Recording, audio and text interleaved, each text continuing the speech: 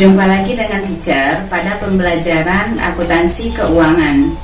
Pada video pembelajaran kita kali ini, kita akan membahas tentang akuntansi untuk pemakaian aktiva tetap. Kita akan lihat pada ilustrasi berikut ini. Sebuah rumah bila digunakan makin lama dia akan makin usang. Begitu juga dengan kendaraan. Semakin lama digunakan, maka nilainya akan semakin menurun.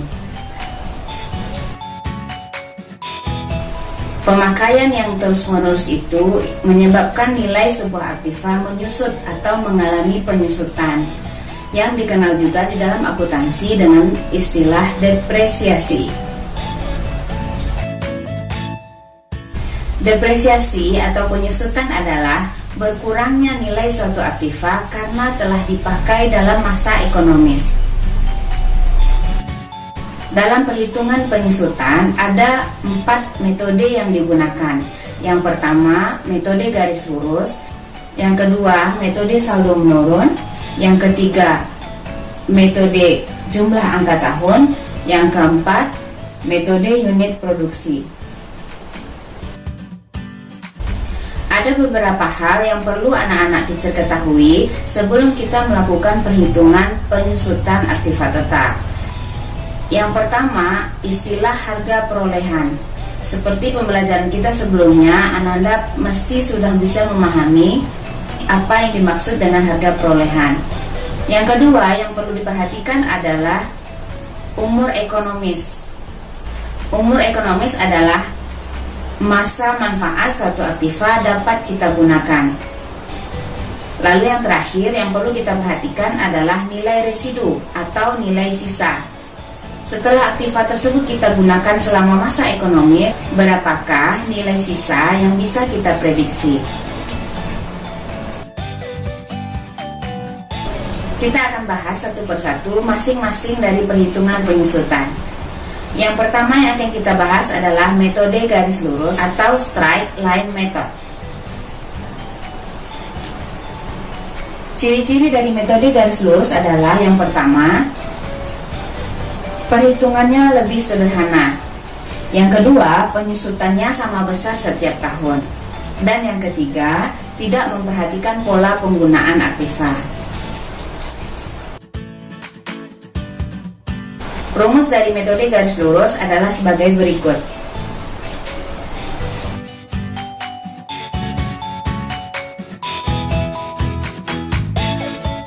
Berikut kita lihat contoh soal nomor 1.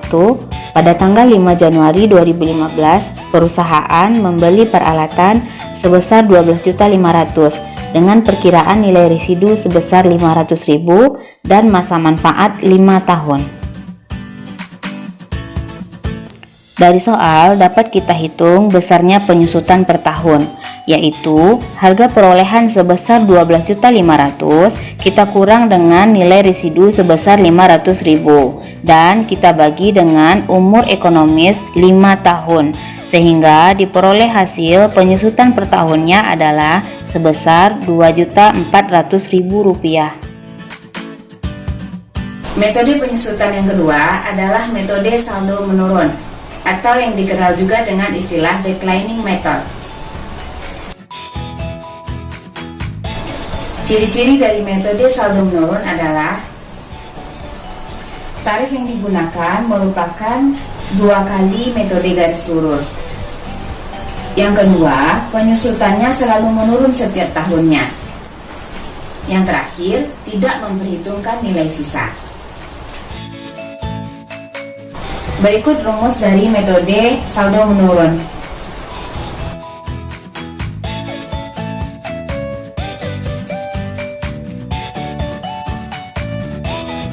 Contoh soal berikutnya adalah pada awal tahun 2016, perusahaan membeli mesin dengan harga 13 juta rupiah dan estimasi nilai sisanya 1 juta.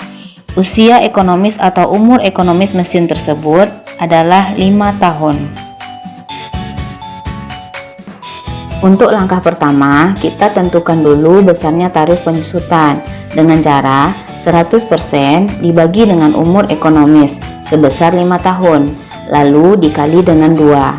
Hasilnya adalah 40%. Tarif penyusutan 40% kita masukkan dalam perhitungan penyusutan tahun 2016. Caranya 40% dikali nilai buku, yaitu 13 juta rupiah, diperoleh hasil 5.200.000 rupiah. Untuk tahun 2017 kita tentukan dulu nilai bukunya. Nilai buku tahun 2017 diperoleh dari 13 juta dikurangi dengan penyusutan tahun 2016 yaitu 5.200.000 adalah 7.800.000 rupiah. Baru setelah itu kita kalikan dengan tarif 40%. Maka diperoleh penyusutan tahun 2017 4.680.000 rupiah. Tabel penyusutan metode saldo menurun terlihat seperti gambar ini. Ada kolom tahun, kolom harga perolehan, tarif, beban penyusutan, akumulasi penyusutan, dan nilai buku. Nilai buku diperoleh dari pengurangan harga perolehan dengan akumulasi penyusutan. Demikianlah pembelajaran kita kali ini. Sampai jumpa lagi pada video pembelajaran berikutnya. Bye-bye.